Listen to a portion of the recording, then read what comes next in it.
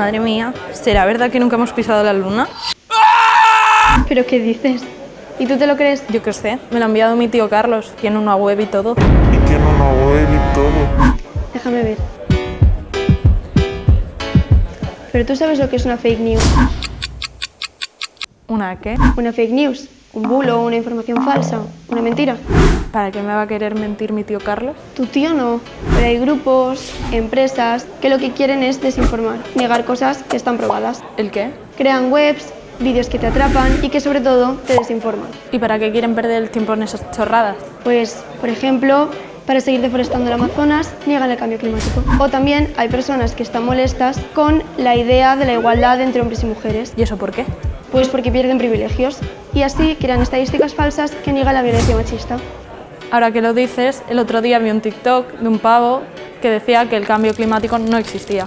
¿Y quién era ese pavo? ¿De dónde sacaba esa información? Y eso es lo que hace la mayoría. Y así es como nos la cuelan.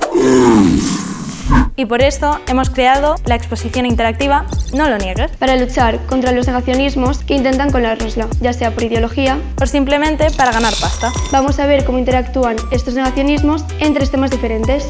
El cambio climático, la violencia machista y el COVID. Cada vez que interactúes con la expo y participes en diferentes pruebas, sumarás o restarás puntos. Puedes elegir el recorrido que más te interese, pero si haces los 3 tendrás más posibilidades de sumar. Y sobre todo, para que en el futuro No te la cuelen. ¡Suerte!